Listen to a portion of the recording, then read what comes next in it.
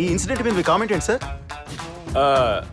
ఇదొక హఠాత్ పరిణామం, ఎవరు ఊహించినటువంటిది. ది ప్యారడైజ్ గ్లింప్స్ నాని అన్న సినిమా నిన్న వాళ్ళు రా స్టేట్మెంట్ ఇస్తాం సినిమా గురించి అంటే ఏ స్టేట్మెంట్ ఇస్తారో అనుకున్నాను, కానీ మరీ ఇంత రా స్టేట్మెంట్ ఇస్తారు అనుకోలేదు భయ్య. అసలు ఇలాంటి ఒక స్టేట్మెంట్ నేను తెలుగు సినిమాలో ఎక్కడా వినలేదు. ఒక తల్లి తన కొడుక్కి ఎలివేషన్ ఇవ్వడం మనం చాలా సినిమాల్లో చూసాం, అది నార్మల్.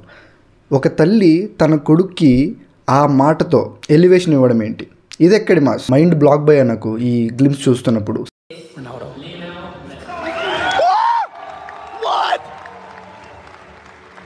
సేమ్ ఇదే రియాక్షన్ నాది గ్లింప్స్ చూస్తున్నప్పుడు. ఈ ప్యారడైజ్ గ్లింప్స్ చూసిన తర్వాత ముగ్గురు పిచ్చోళ్ళు కలిసి సినిమా తీస్తే ఎలా ఉంటుందో అలా ఉంది అనిపిస్తుంది భయ్య నాకు. శ్రీకాంత్ తోడేలా ఆయన్ని తలుచుకుంటేనే ఒక మాస్ ఇమేజ్ వస్తుంది మైండ్లో నాకు, బికాస్ ఆఫ్ దసరా. అండ్ ఇంకా నాని అన్న ఫుల్ ఆన్ ఫైర్లో ఉన్నాడు. హిట్ 3 టీజర్ కూడా తోపు ఉంది. అండ్ ఈ ప్యారడైజ్ దానికి మించుంది. ఇంకా అనిరుద్ధ్ అయితే నాని అన్న అంటే రెచ్చిపోతాడేమో, అలానే ఉంది ఇందులో బీజిఎం కూడా. అసలు నాని అన్న ఎలాంటి హీరో, మాస్ ట్రాన్స్ఫర్మేషన్, అసలు డిఫరెంట్ ట్రాన్స్ఫర్మేషన్. అసలు ఈ గ్లింప్స్లో ఆయన గెటప్ ఏంటో, ఒక ఉపేంద్ర గుర్తొచ్చాడు భయ్య, ఒక కల్ట్ ఉపేంద్ర గుర్తొచ్చాడు ఈ గ్లింప్స్లో నాని అన్న లుక్ చూసిన తర్వాత, ఆ గెటప్ చూసిన తర్వాత.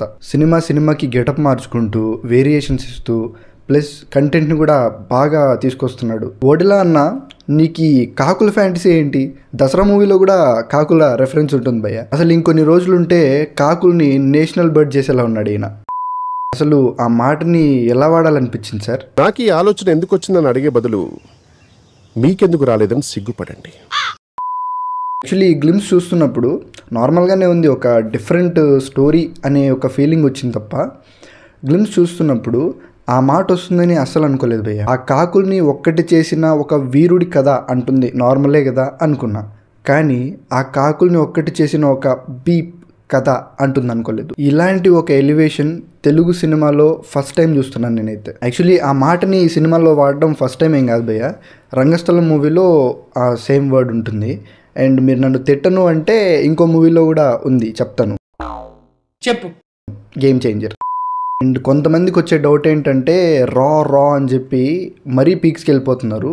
అసలు ఆ వర్డ్ గ్లింప్స్లో వాడడానికి అవసరమేముంది అని అంటున్నారు భయ్య. బట్ మూవీ టీమ్ ఏం చెప్తుందంటే ఆ వర్డ్కి సినిమాలో చాలా వరకు ఇంపార్టెన్స్ ఉంటుంది, అందుకే వాడామని చెప్తున్నారు. అయినా చేతి మీద టాటూ వేయించుకున్నాడంటే ఆ వర్డ్ చాలా ఇంపార్టెన్సే ఉంటుంది. నాకెందుకో సినిమాలో హీరో పేరే అది అనుకుంటున్నా.